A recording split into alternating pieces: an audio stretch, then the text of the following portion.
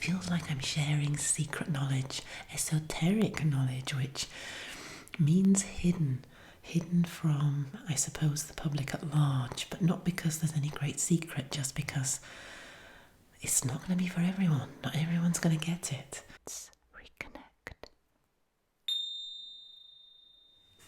Hello, it's Jill again. Welcome to Let's Reconnect. I've got something really exciting today. I'm excited anyway, because as I'm sharing this teaching that's coming through about light and about this deeper teaching and understanding of consciousness and how that relates to the spiritual life, the psycho-spirituality is this term that keeps coming through, that understanding it's all been about the mind and consciousness, and perhaps getting away from traditional mythology in terms of our theology.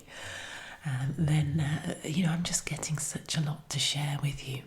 And it excites me. So I'm going to be on fire today. I'm going to be sparking myself as we actually look at the theme of sparks of light. So to represent that, I'm going to light my candle. I've decided to put the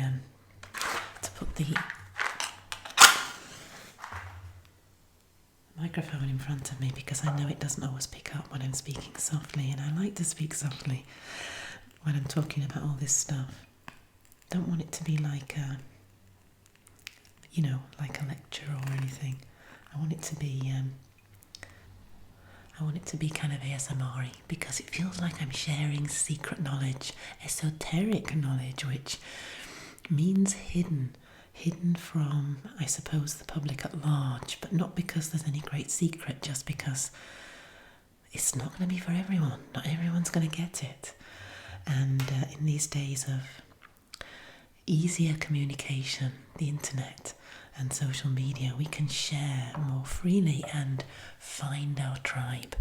And so I'm glad for you being here, however you found me. And if this resonates with you, then please do subscribe, because there's going to be more of it coming through, and it's going to get exciting as we build a community and start to share more and more in real time on what we're learning, building on what we're learning. So let's look at today's topic, which is the sparks of light. A lot of this is built on the teaching of Jung. So we will be making reference back to the Pistis Sophia, because this is what is our guide at the moment, or we're finding lots of themes from this, originating from this, to explore. But Jung built on the Pistis Sophia in his whole mapping of the unconscious. He used Gnosticism, rather. He borrowed his template from Gnosticism. And it's not surprising that people have made links with some of the language that's used in the Pistis Sophia. And I'm thinking of a man called Gary Sparks. That's actually his name, Gary Sparks, which is really great. He's a Jungian analyst, and there's a website called Jung and Pauli.net, and this talks about Jung and this physicist called Pauli. I don't know his first name, Pauli, Pauli. He won a Nobel Prize. He was one of the first pioneers of quantum physics, and they got together because Jung wanted to explore consciousness in matter. And he knew this was taking him out of the territory that was scientific for his discipline, which was psychology, psychiatry, to start talking about the rock being conscious, or, it just was a bit woo-woo, and he was criticised. Stop being a scientist now, you're just taking things too far, and you become a prophet and a mystic. And he found Pauli, similarly, was curious. He was finding that the material model of science, of physics, left too many unanswered questions, and he wanted to explore consciousness. They were so before their time, really. Science is only now starting to catch up. But he was taking himself outside of his respectable fraternity. And so they were a kind of marriage made in heaven or hell, depending where you're coming from. They were an unholy alliance. And they together brought their wealth of knowledge from their disciplines, got their heads together, and they've given us some brilliant, brilliant teaching. I'm learning about this through listening to Gary Sparks' teaching on his website, so I wanted to just cite that as my source. You can have a look if you want. But I will be passing on everything that I'm learning that's juicy, and I will be applying it to our situation, our context, looking for practical spirituality and also, relating it to this. So, Jung's concept of the archetype developed over time. He started off knowing that there's a knowledge in the unconscious. The unconscious has a knowledge or an intelligence, and it's a foreknowledge. What do I mean by that? I mean that it's containing something that is wanting to find expression. It's not the result of, it's actually it goes before. This relates to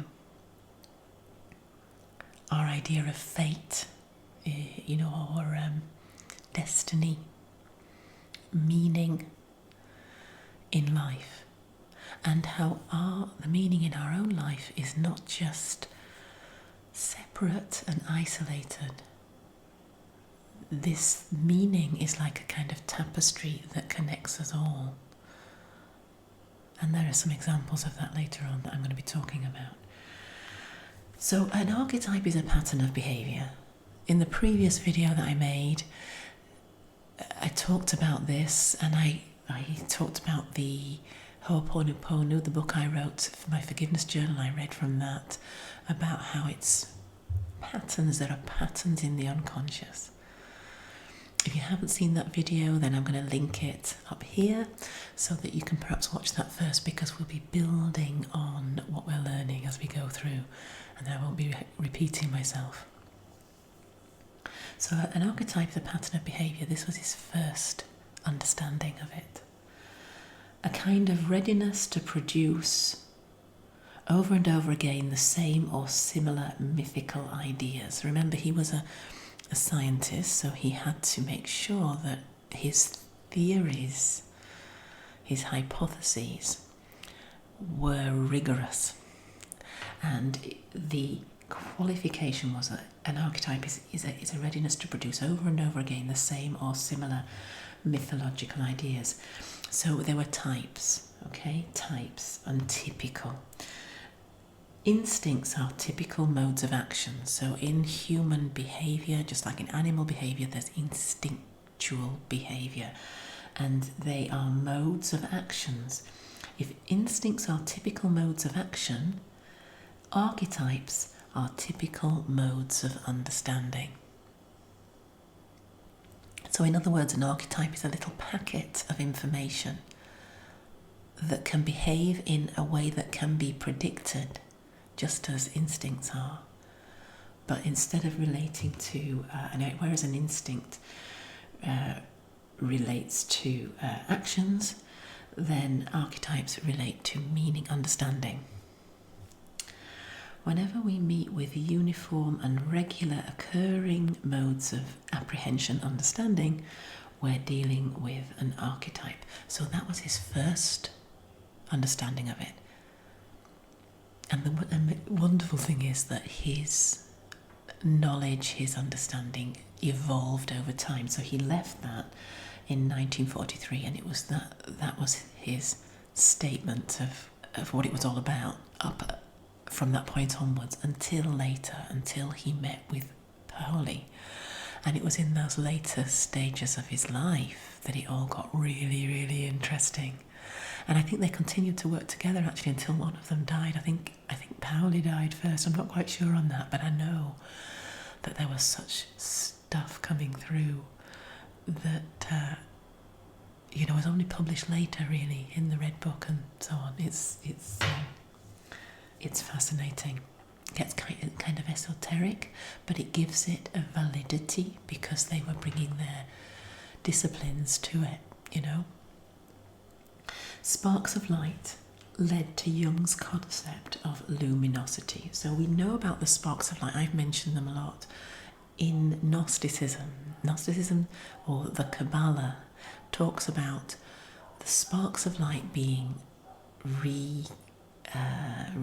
reclaimed, gathered up to be taken back up to the pleroma, to the home, to source, and the sparks of light being in the world.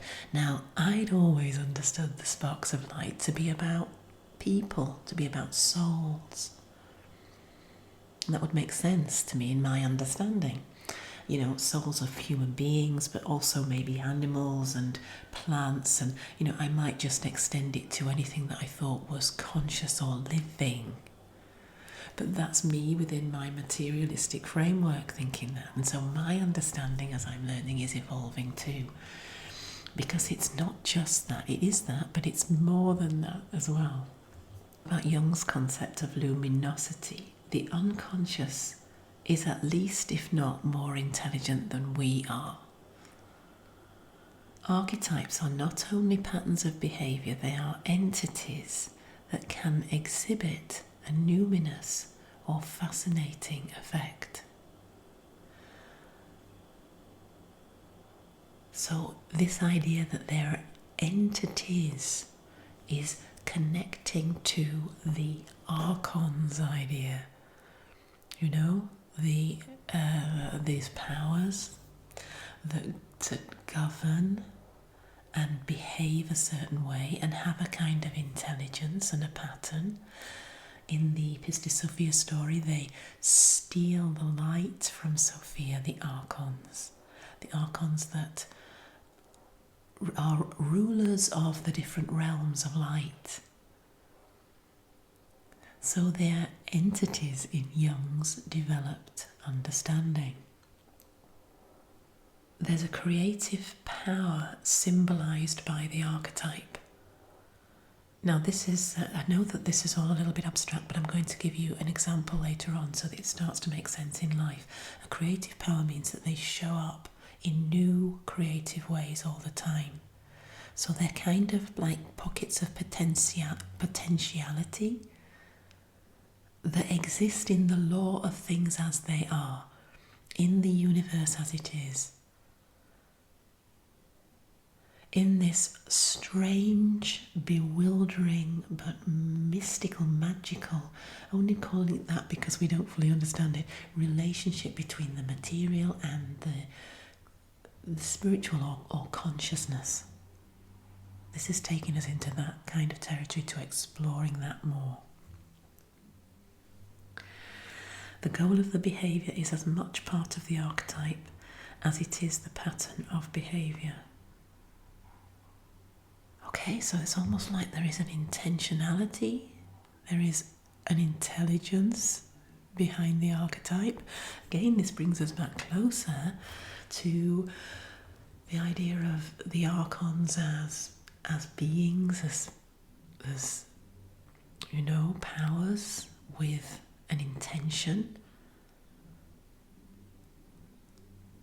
It reminds us of what Paul said about how I'm trying to do good and yet I keep feeling pulled back. Maybe that's the idea of where the demon or the devil came from, as being the antichrist, the antagonist to the will of God. There is a will that's pulling you in the other direction. Yeah? This knowing, the archetype has foreknowledge. So the archetype itself, I think it's important to say this, but especially following on from what I've just said, the archetype itself is not moral. You know, it's amoral, neither good nor bad. Just as in the Ho'oponopono, we talk about data, running patterns, memory, and data is neutral. It just will keep doing what it's programmed to do. And there's the archetype has a foreknowledge. So whatever its program is, it will want to keep repeating that. And in terms of personal destiny, archetypes are at work in that too. Don't ask me how. These are just questions that are rising up. These are just ideas I'm throwing out there that raise more questions, but we've got all the time in the world to explore this. Not today, I mean in the future. These can be represented by fish eyes, serpent eyes, glowing points, sparks of light. So in Jung's book, Red Book, you know what? I didn't spill. I had the Red Book. I've shown you before. It's about this big. I love it. I got it. I think I got it for my 50th birthday. I think it was. I was just so happy to have it. The actual manuscripts with all of his beautiful paintings, mandalas in full colour inside. And his original handwriting in script in German, it's all like calligraphy, it's beautiful. And I had it propped up on display because it wouldn't fit on a bookshelf, but and I had this salt lamp next to it. And of course, if you have a salt lamp, you'll know that they kind of weep, they start to melt. And the water had damaged the page at the bottom, so I'm in the process of sort of drying it out. It's drying out, but it's all cockled. So I'm going to try and iron it. I've been looking online as how I can do that, and hopefully, rescue it a little bit. But I can still read it. It's just a shame because it's sort of got damaged. Anyway, this can be represented by fish eyes, serpent eyes, because there are lots of pictures in his mandalas. You often see these glowing points, serpent eyes, sparks of light. So he's representing the archetypes in the world through the artwork. If we know that images are in synchronicities, this is important. So this is a development of his understanding of archetypes. Stay with me if you're thinking this is going heavy, because I am going to apply it in a moment, but I want to just get the teaching out first. So I'm reading you my notes, so I don't forget to look at these notes. If we know that images are in synchronicities, and we do know that synchronicities are dreams, most of the time when you start Jungian analysis, you're looking at dreams, because the dreams are the obvious way in which the unconscious is rising up to your conscious mind to get your attention. So remembering your dreams, you're finding meaning from your dreams through imagery. Okay? So that's a given. If we know that images are in synchronicities, synchronicities are when something that seems to be on the inside, subjective to you, shows up in the out there world that is the supposedly objective. Okay, do you get me?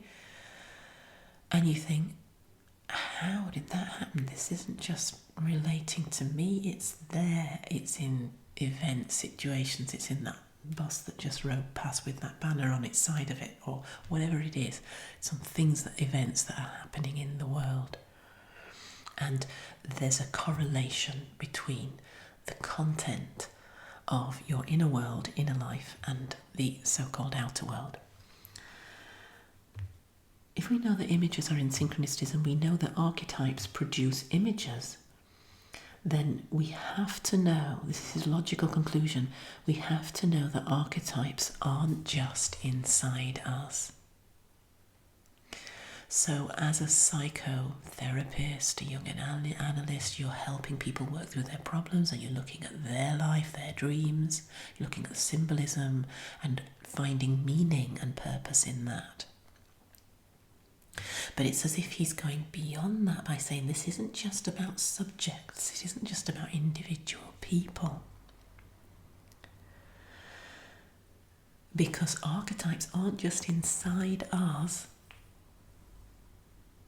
in our separate life story, they are playing out communally. They're playing out in this collective field. And we're all in this ocean, this collective unconscious.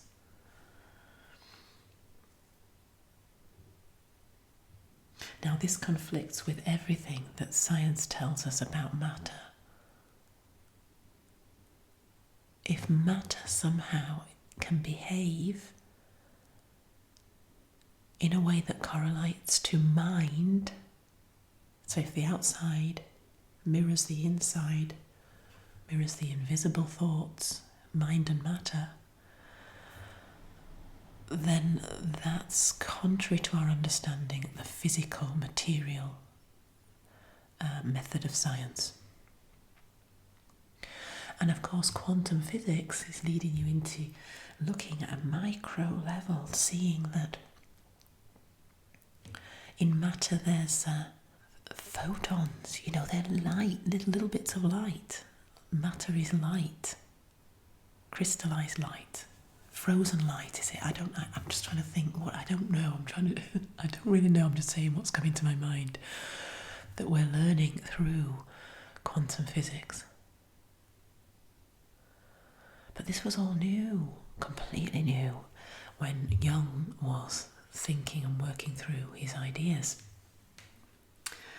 Now, I said I'd give you an example, Gary's story. So Gary, who I mentioned, Gary Sparks, his website, he's a psychoanalyst, Jungian analyst, and he talks about when a lady came to see him, a lady who was...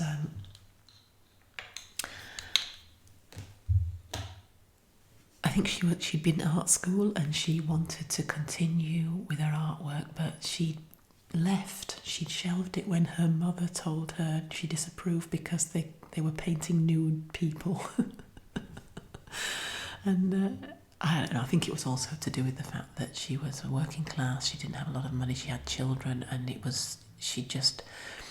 life demanded that she had to go out and earn money in a different way and so on. So she didn't complete her art school, but she was coming to see him about her problems and so on. And every time she came, he found that his right foot, became uncomfortable. It was as though it swelled up, and he actually felt this physically, and it got so uncomfortable he had to even take his shoe off. And this was happening regularly, and he told her about it and said what it could be the meaning here. And the meaning that he read into it was that her standpoint, her view of her own standing in life was too small, because she had this gift, this ability, and she wasn't seeing it through. Every time he'd say, well, couldn't you go back to art school, she found lots of excuses why she couldn't do that. And it was as though he was compensating that this wanted to be, her standpoint, her standing in life wanted to be expanded. And she wasn't allowing it, so it was finding its way. It has to come up somehow. And so it was coming up through a psychophysical manifestation while they were in session, in this swelling of his foot. Okay, that's one example of the material correlating to mind matter. How does that work? Another example of it was just the other day, in fact. I had been reading this. Let me just say, I've been reading this. I think I do actually read from this in the last video that I made, the previous video to this one, about Jesus on the Mount of Olives and how the light was coming from below. When Jesus was taken up to heaven, there was this bright light and they could hardly see him because of the light, but it wasn't like ordinary light. It wasn't light rays coming from above, okay, as would ordinarily happen. The light rays, here it's on page 33, were diverse from all directions. And it says they were not like one another, but the light was diverse and was coming from below upwards, one more excellent than the other, in one great immeasurable glory of light. So these light rays coming from underneath and is all about this story of Sophia. I read that one night, went to sleep, woke up in the morning, went downstairs, the lights were on downstairs. They'd been left on. Now, I think my husband might have left them on. He couldn't remember. I'm not saying that this was something supernatural, but the point was, if he did, it was an unconscious thing. And he's never done it before in 7 years. They were on in the kitchen and in the lounge, so the whole of the downstairs of the house, the lights had been on all night. And this is the light coming up from above. There is a kind of manifestation in the material of the mind stuff, the consciousness stuff, the message, the teaching. There is a foreknowledge, there is an intelligence to what is showing up in the world that isn't random. It's organised, it's structured. It's structured in a way that the important messages get through to us. This is how the unconscious works, or it's how God works, or it's how Sophia works, because what we're learning about Sophia is that Sophia is God in the world, in the matter of the world, not up there in the sky, not in the heavens, not transcendent, but in the world. If we know that, I want to finish with this.